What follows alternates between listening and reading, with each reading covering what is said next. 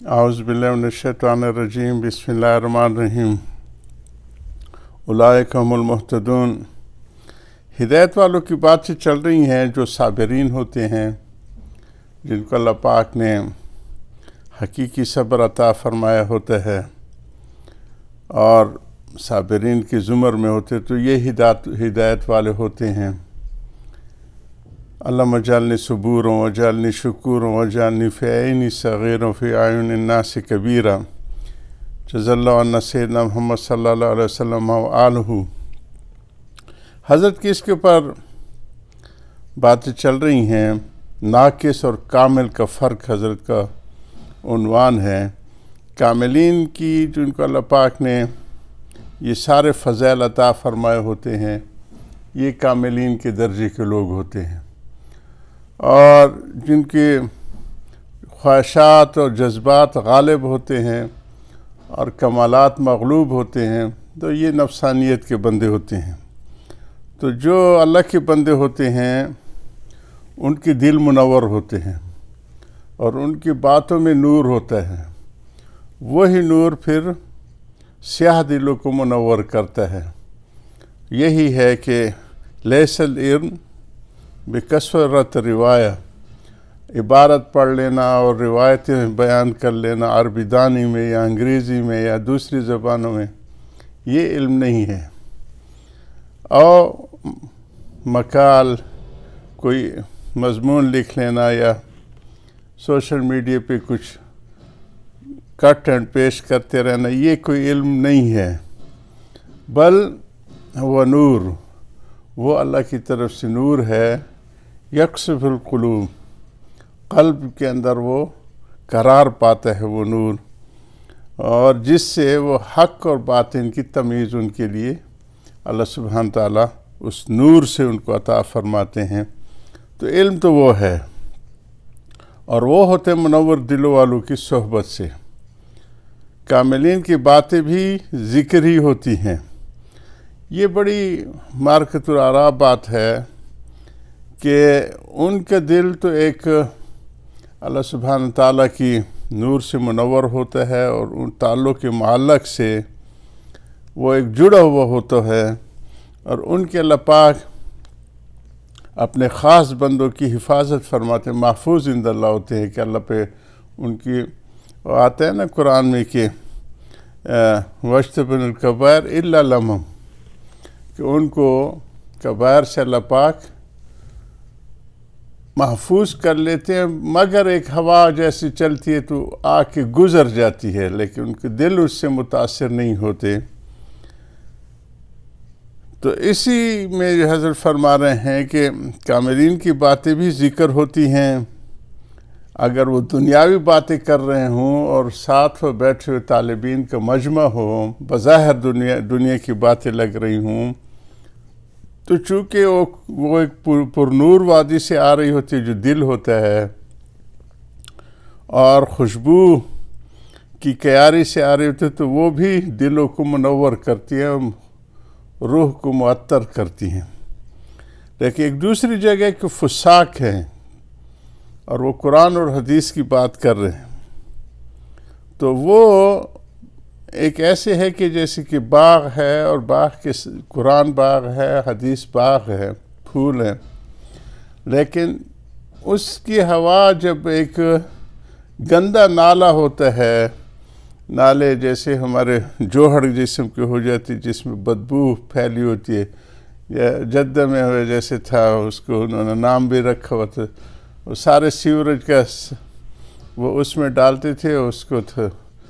مسک کہتے تھے، کہ وہ بدبو کی وہ جو انہوں نے بنایا ہوا تھا، وہ برکت المسک اس کے کہتے تھے، لیکن وہ بدبو آتی تھی اور اس نے نام انہوں نے مسک کا رکھا ہوا تھا۔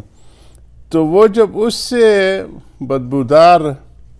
تالاب سے، نالے سے، یا جو جوہر سے وہ خوشبو والی ہوا گزرتی ہے، تو وہ اپنے ساتھ وہ خوشبو کو پیچھے چھوڑ دیتی ہے، اس کی بدبو آگے پھیلتی ہے۔ تو اسی طرح فساق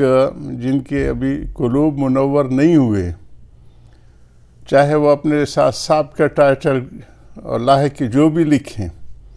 لیکن قلوب ان کے ابھی تک نفسانیت میں وہ مبتلا ہیں۔ تو وہ قرآن و حدیث تو بظاہر تو وہی نقل کریں گے، لیکن ان کی دلوں کی بدبو جو ہے وہ ان کے ساتھ مل کے جو پاس بیٹھنے والے ہیں ان کو بھی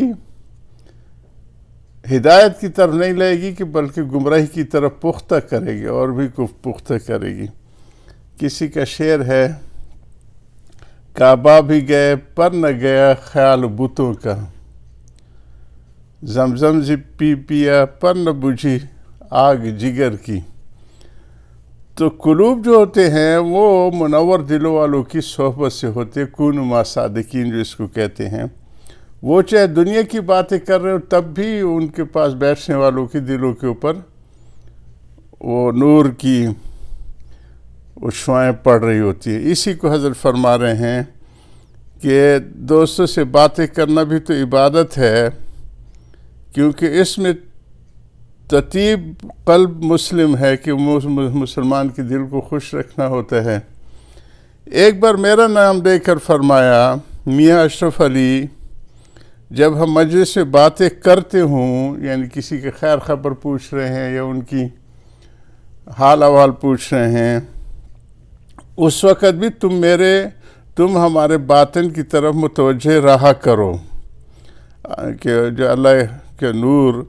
ہمارے حضرت بزرگوں کے دل پہ سے منور ہو رہا ہے، اور وہ تعلق ان کا جو جڑا ہوا ہے عرش رحمان کے ساتھ اور اللہ سبحانہ تعالیٰ کے انوار کے ساتھ، تو وہ مجھے بھی میرے دل کو بھی منور کر رہے تھے۔ حضرت یہی فرما رہے ہیں، باطن کی طرف متوجہ رہا کرو، یہ مت سمجھنا کہ اس وقت تو باتوں میں مشغول ہیں اس لیے باطن سے فیض نہ ہوگا۔ بھائی ہمارا باطن اس وقت بھی ذکر ہی مشغول ہوتا ہے، جو ہمارے بزرگوں پاس نفاس کا ذکر کرتے ہیں، ہر سانس میں ان کے ساتھ اللہ کے ذکر جاری اور رچ و بسا ہوا ہوتا ہے۔ تو بات کیا ہے؟ اس کا راز یہ ہے کہ کامل باتیں بھی عبادت ہی کی نیت سے کرتا ہے، اس کا باطن اس وقت بھی مشغول بحق ہوتا ہے، اس لیے اس کو معلوم ہوتا رہتا ہے کہ اب خاموشی کا وقت ہے اور اس وقت بولنے کی ضرورت ہے۔ کہ میں نے بتایا نا کہ پچھلی وجہ سے کہ ان کو سگنلز آتے رہتے ہیں، جیسے کہ ٹریفک کے سگنلز ہوتے ہیں کہ جہاں پیلی بتی ہوئی ڈرائیور الرٹ ہو جاتے ہیں اس آگے نہیں بڑھنا، اور سرخ پہ رک جاتے ہیں۔ تو یہی چیز ہے کہ ان کو اس وقت تک وہ رہنمائی ہوتی رہتی ہے کہ ٹھیک ہے جاری رکھے، مسلمان کی دلداری کی باتیں ہیں۔ جو ہی کہیں سرخ یا پیلی بتی آئی تو وہ پھر رک جاتی ہیں، جبکہ عامی کو اس کا خیال نہیں ہوتا، وہ اس میں بھی اپنی رفتار سے چلتا رہتا ہے۔ اسی کو گزشتہ مجلس میں حضرت فرما رہے تھے کہ ان کی ان چیزوں میں نکالی نہ کیا کرو، اپنا ناک کاٹو گے۔ تو ناک کاٹنے والی حکایت ایسی تھی کہ پہلے زمانوں میں درختوں کے نیچے بال بنانے والے نائی بیٹھتے تھے، تو وہ چادر بچھا کے یا کچھ اپنا بچھا کے اس پہ اپنا سامان رکھ دیتے تھے، اسطرہ وغیرہ، اور اس درخت کے اوپر ایک بندر بیٹھا تھا، یہ کہیں اپنی ضرورت کے لیے تھوڑا ادھر ادھر گیا تو بندر آیا اور اس کا اسطرہ اٹھا کے لے گیا۔ اب اس کو خیال ہوا، جب ادھر ادھر دیکھا وہ نہیں ملا تو دوسرا اوپر دیکھا درخت کے اوپر تو ایک بندر لیے بیٹھے وہ اسطرہ، اب اس سے کیسے نکالیں؟ تو اس نے اپنا اسطرہ نکالا اپنی دوسرا جو اس کے پاس تھا جیب سے، اور اس کو کھولا تو بندر میں نکالی ہوتی ہے، اس نے بھی اس اسطرے کو کھولا جیسے اس نے کھولا۔ اس نے آہستہ سے اپنے ناک کے اوپر اس کو پھیرا، اور بندر کو تو اتنی تمیز نہیں تھی، اس نے اس کو کھولے ہوئے اسطرے کو زور سے اپنے ناک مارا تو زخم ہوا اور اس کو پھینک دیا۔ اسی کو حضرت کہتے ہیں کہ بزرگوں کی باتوں کی نکالی کرو گے تو اپنا ناک کاٹو گے، کہ وہ بھی تو باتیں کرتے ہیں مشغول بھائی، اور وہ اس وقت بھی مشغول بحق ہوتے، اس وقت بولنے کی ضرورت ہے، اس وقت مزاج کی ضرورت ہے، تو اس کا کوئی قول یا فعل ذکر سے خالی نہیں ہوتا. اس لیے کامل کو ہنسی مزاح اور زیادہ باتوں میں مشغول دیکھ کر اپنے اوپر قیاس کر کے اس پر اعتراض نہ کرنا چاہیے، ورنہ اپنا ناک کاٹو گے. جن باتوں کو تم فضول سمجھتے ہو کسی حکمت یا ضرورت کی وجہ سے ان میں مشغول ہوتا ہے وہ بزرگ. اللہ میں عمل کی توفیق عطا فرمائے. وآخر دعوانا الحمدللہ رب العالمین.